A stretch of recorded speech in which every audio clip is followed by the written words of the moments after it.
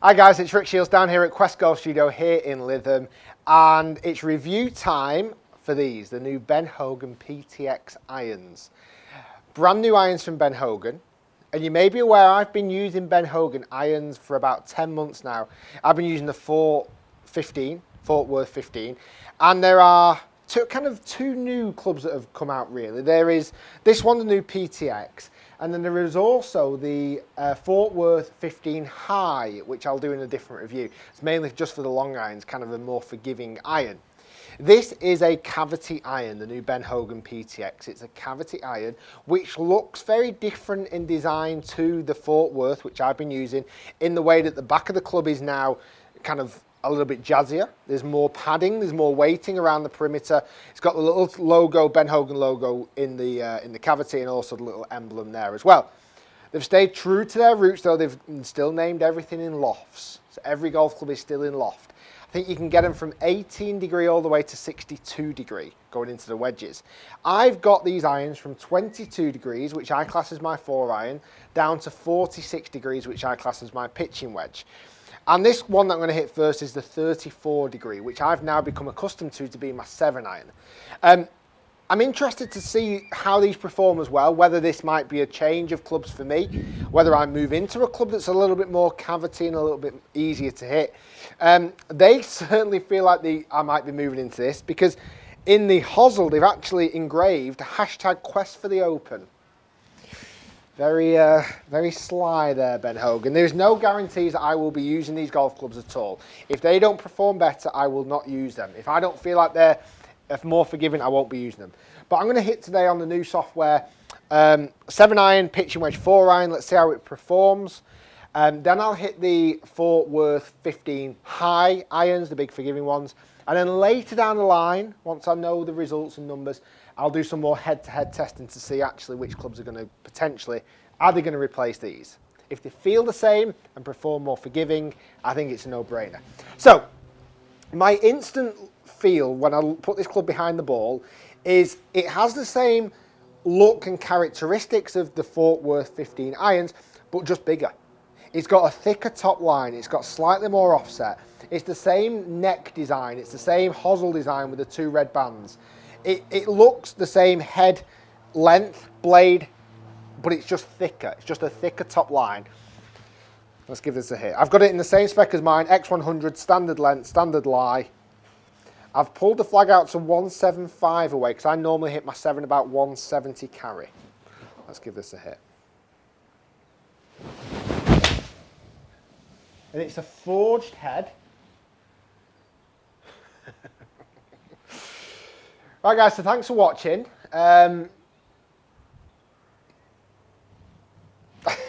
Just felt great. It did feel good. It's a forged head, so hopefully should feel very soft like that one did. That carried at 168, which is exactly what I'd want this golf club to carry at. Exactly. I do not want it to go long. 34 degrees of loft is no longer a 7 iron loft in theory. Most 8 irons in modern sets is 34 degree. In my head, I still use this as my 7 iron, my 34 degree, or the 34 degree, should I say. Let's give that another hit.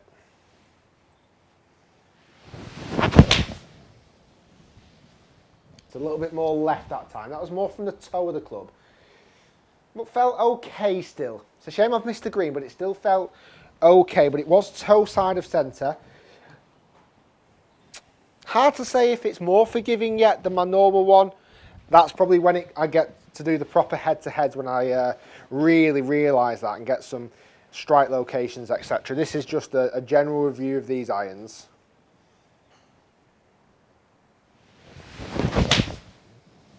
That's a nice shot. That's a nice golf shot. That felt lovely. Yeah, you know what I quite like? Get in, get in, get in! Oh!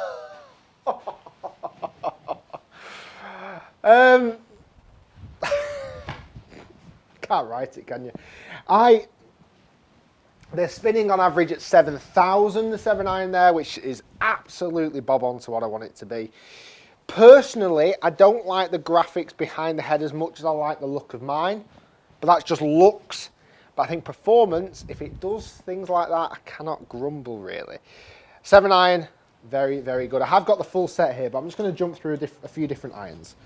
I'm going to move back to now the 22 degree, which I see as being my, let me just pull this back to the right distance, probably 230. I see as my 4 iron, 22 degrees. Now, a couple of things that I've noticed with the 4 iron of my Fort Worth anyway, is it seems to be a powerful hitting, even though it's a very small blade. This instantly, as I put it down next to the ball, offers me a little bit more protection.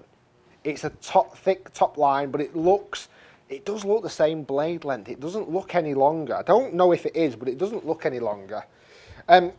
Oddly, in the 4 iron and the 5, you lose a little bit of the, I don't know what you'd call it. Almost the swirly lines around the Ben Hogan symbol. No idea why. So from 6 iron down to pitching wedge, where the Ben Hogan logo is, there's loads of little swirly lines, but 4 iron and 5 iron don't seem to have those. There's a little bit of weight in the toe, a little bit of, I'm not sure, I don't want to say tungsten because I don't think it is, but there is a visible weight there in the toe, which hopefully should stop the ball turning too far left for a long iron, I would imagine.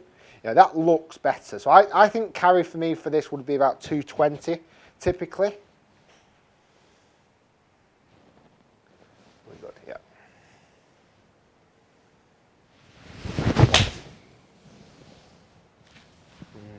Very nice. Yeah, just under that 220 mark. Very nice. I've actually just not quite lined that up straight there, but that felt perfect. 216 carry on the nose. Not really too bothered about the spin rate of a 4 iron, but it did spin at 4,000. I typically like to see the spin rate to be thousands of the iron, if that makes sense. So I like to see, if it's a 4 iron, that it spins at 4,000. If it's a 6 iron, it spins at 6,000. 9 iron spins at 9,000 as a rule. So 4,000 spin for that felt good. Love the hit again, felt really good. Like I said, I think this, as an extra bit of padding and being familiar with the golf club, really helps. Tiny bit left. That's a disappointing golf shot. That's a long way left. That's not a tiny bit left, that's a long way left. Felt good though off the face. Well, obviously, pilot error is still responsible for a lot of misdirections, but it still felt okay. It didn't actually feel like that bad a hit. It didn't feel like a miss hit, let's say. That might be now where the Fort Worth 15 high iron may come in, which I'll review separately coming next. Let's hit a few more of these 4s. That's nice. That is nice. Yeah, I like these. You know, in my initial thought, I had a very, very short stint of hitting these in Orlando when I was there. But honestly, for minutes, 5 minutes tops. So I've not really had the grasp of getting these hit. What I'm happy with so far is they're not going longer than my current set. They're very true to their distances, which I found not to be ridiculously long, but considering the lofts, not to actually be that short.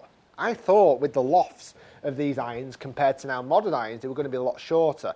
That's going with the Fort Worth and now the new PTX. I always feel like they should go shorter than some of the modern irons. For example, Pete, who I do a lot of videos with, I'll hit my 7 iron past him, yet even though my lofts are weaker. Now I hit the ball slightly different off with my iron, but I seem to hit them longer even with weaker lofts, and that's been the case for a while now. So I never think they lose distance, but they are nowhere near the longest on the market, which I don't think you need. I don't personally like a super long iron, really, because I find you lose kind of that accuracy. Let's go one more with the 4. Yeah, a little bit more turny that time, to the right this time, but felt okay still. I don't mind that. You know, that's a 230 yard golf shot and I'm just off the green, probably putting. So far, so good. I can't see what's going to change here with the wedge, but so far, so good. Let's now just move this into the wedge. I'm going to go, how far? Let's go 130. Let's actually see if I can play a controlled wedge in here. So the wedge, for me, is the one that actually stands out to be the most different looking. As like a bladed wedge, and when I set it down next to my 46, my original 46, this now new pitching wedge is much chunkier, much bigger. And I'm not sure I'm a big fan of that. I'm not sure as I get into my shorter irons, a slightly smaller head shape still suits. Let's see how it performs though. So I'm going to just kind of tickle these in at 130, carry distance from a 46-degree wedge.